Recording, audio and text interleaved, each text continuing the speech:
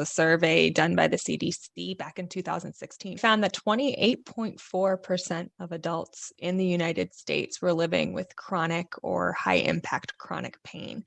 And adults over 65 were actually about 60% of that group. So it's truly a lot more people than we tend to think about. Today, we're talking about chronic pain and the impact of chronic pain on mental health. Today's guest expert is Dr. Jennifer Steiner. Dr. Steiner is a board-certified clinical health psychologist and founder of Beyond the Body Health Psychology Services.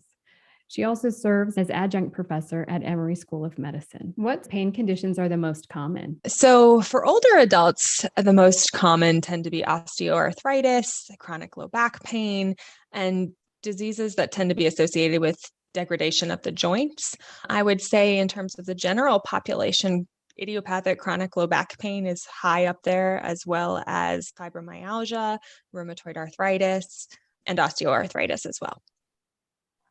That turns out to be like more than 50 million US adults are living with chronic pain. Yes. Yeah, it is an unbelievable number of people. And there's good reason why we were talking about it as a chronic pain epidemic, because it is, but it's gotten overshadowed. So as a psychologist, we have lots of different avenues to specialize in or choose from. What inspired you to specialize in pain and health psychology?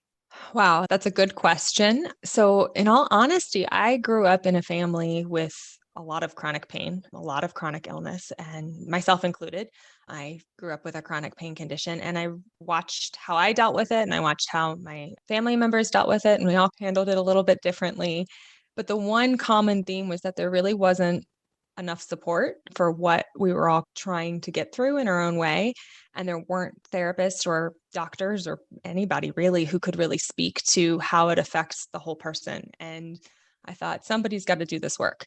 And that's the short version of how I got here. I think that's what keeps me invested in this work is I just feel very passionate about helping people learn to live better with this, because it can really have a very negative impact, but it doesn't have to. What sort of negative impacts have you seen as a psychologist and also know from firsthand experience? There's this common misconception with physical pain that pain only impacts the physical body. And the reality is that is just not true. I think partly people kind of default to thinking that way because not everybody experiences chronic pain or they're not familiar with it.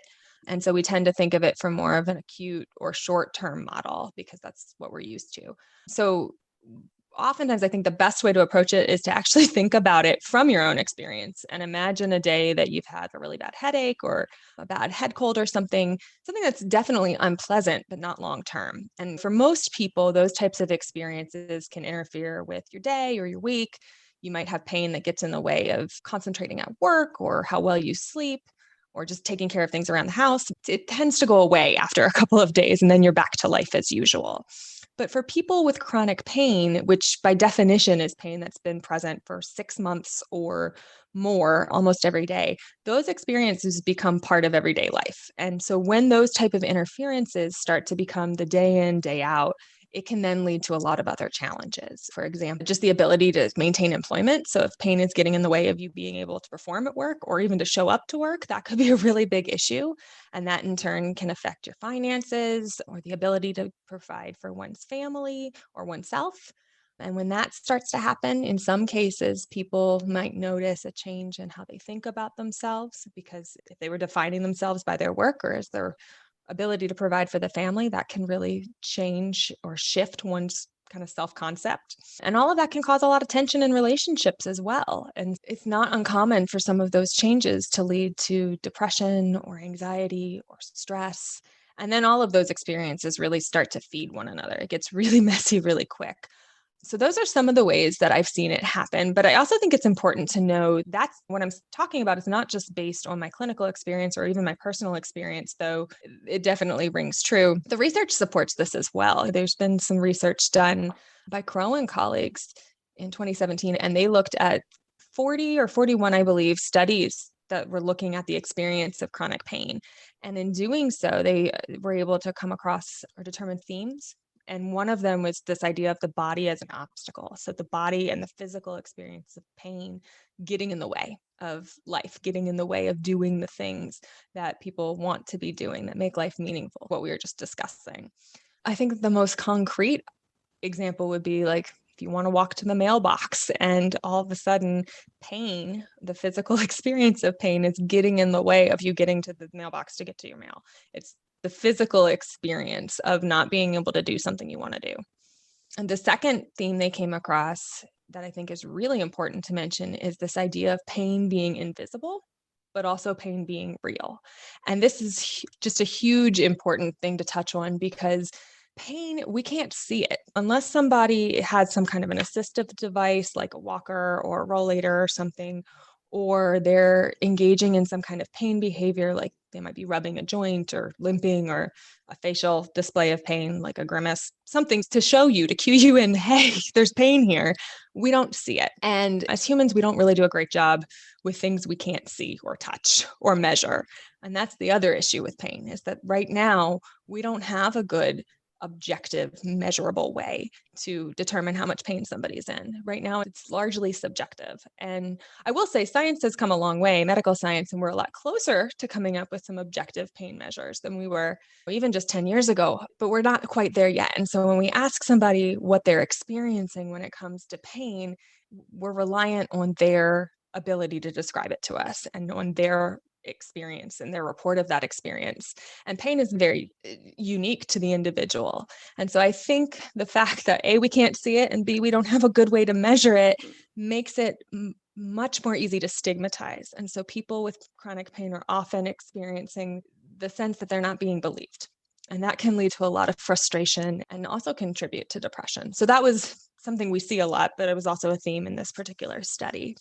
The third one was this idea of a disrupted sense of self, which I talked about a little bit already. Just when pain comes in and takes away some of the things that kind of make you you, it can leave a person feeling like, okay, where do I go from here? Who am I right now?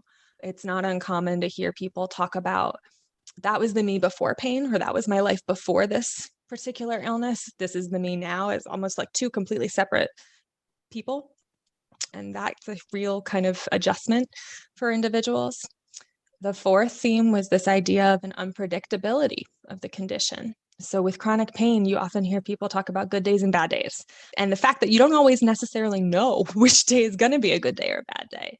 You know, it's very common for people to feel good and be able to go out with their friends or take care of all of their things around the house and really feel like they're getting quite a lot done. And then the next day be stuck on the couch or in bed trying to recover.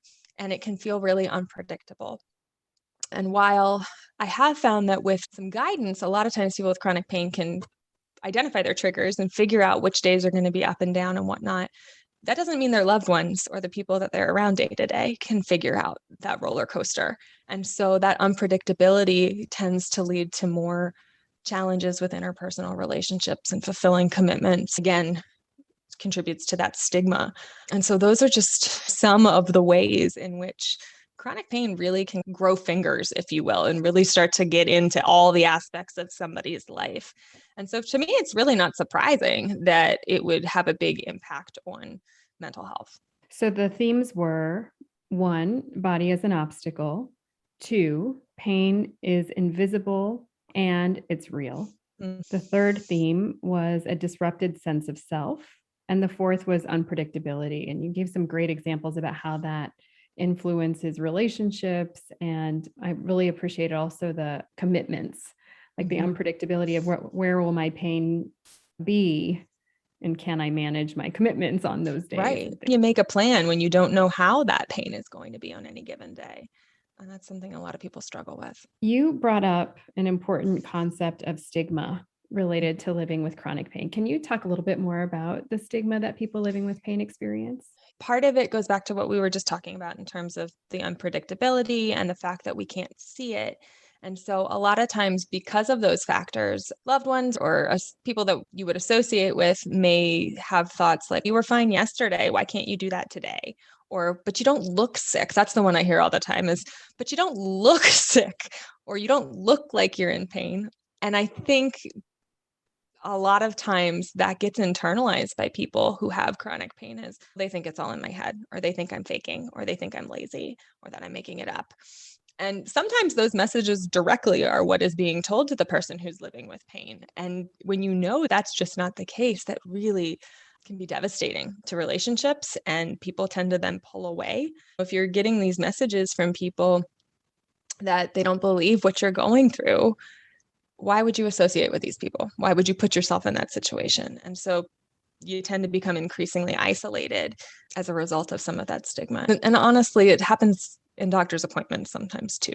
I would love to believe that it's happening less with better education, but it still happens. There are still medical providers who are not super well informed about these topics and brush it off. And some of that's based on biases, and some of it's just based on not being well informed. But there's a lot of stigma there. I'm Dr. Regina Koepp. I'm a clinical geropsychologist and founder of the Center for Mental Health and Aging. If you found this episode helpful, would you follow, review, subscribe, and share it with others?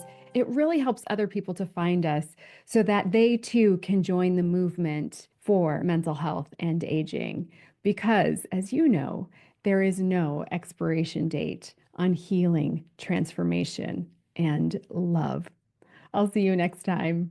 Bye for now.